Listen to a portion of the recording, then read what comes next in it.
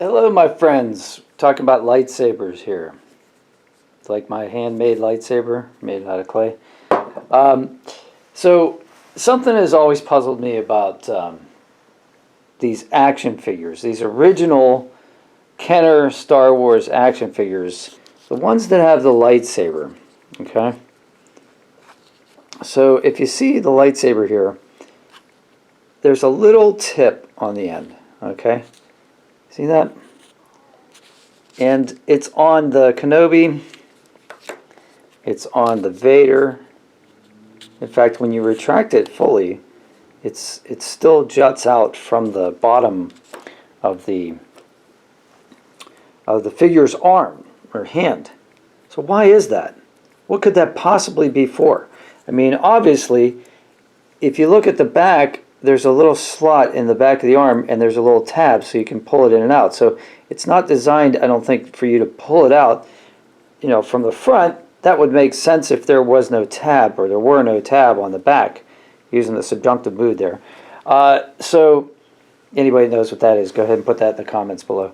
So since we're talking about writing today, well, for many years, I have puzzled about this, but I think I have a theory. I think that I have an answer. So it has been stated before that one of Darth Vader's abilities, one of the reasons that he was such a great lightsaber duelist, is that he had on the hilt, actually, let me show you, on the hilt of his saber,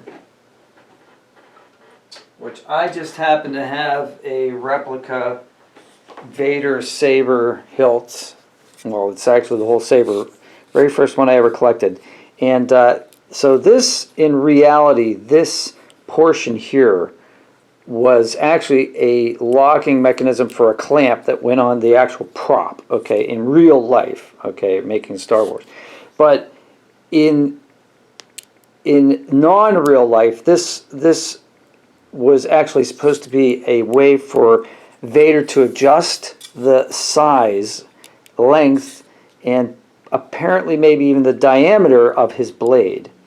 So it was like a trigger mechanism, okay? So now how do I keep that in the shot?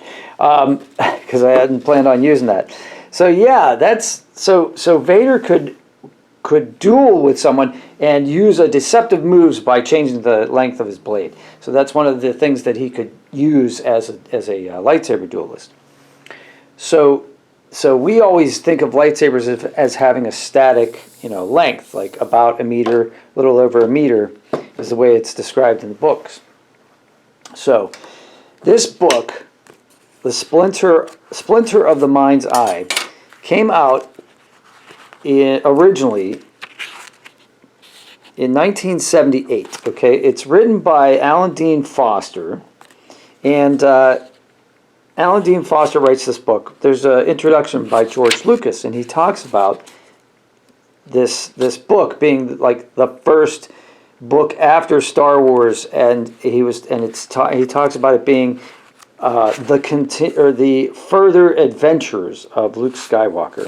I think is how he phrases it, or from the adventures of Luke Skywalker, right?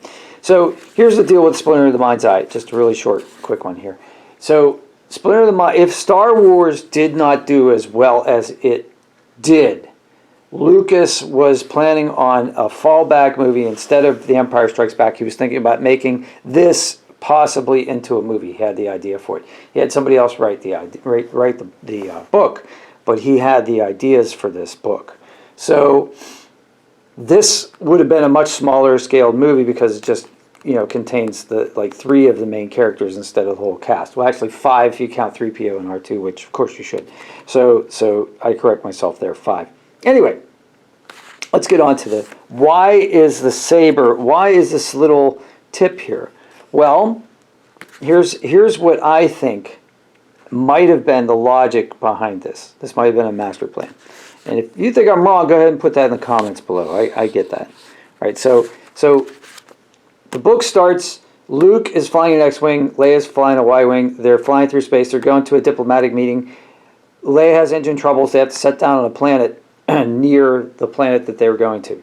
It's a swamp planet, they crash land, They're on foot. They find this installation, basically, an Imperial installation. I don't want to ruin this too much for you, but okay, on page 46. So they notice stormtroopers in this town, this installation that's set up like a town, and they notice miners, and they're still in their flight suits, so they need a disguise. So they go into the town. It's at night, and they sneak around the back of a building that has mining supplies. It says on the front, there's a sign that says mining supplies. So,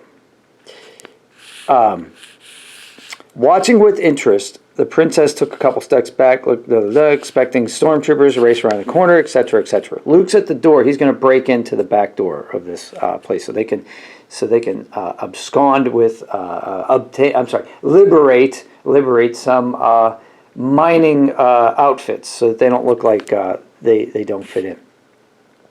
Only jungle sounds reach her. However, as Luke activated his saber, instead of the meter plus shaft of white energy, white. Okay, we can get into this about why Luke's lightsaber was yellow in the toys. We can do that. I have another video about that. So, shaft of white energy. The pommel put forth a short, needle-thin spoke. A short, needle-thin spoke.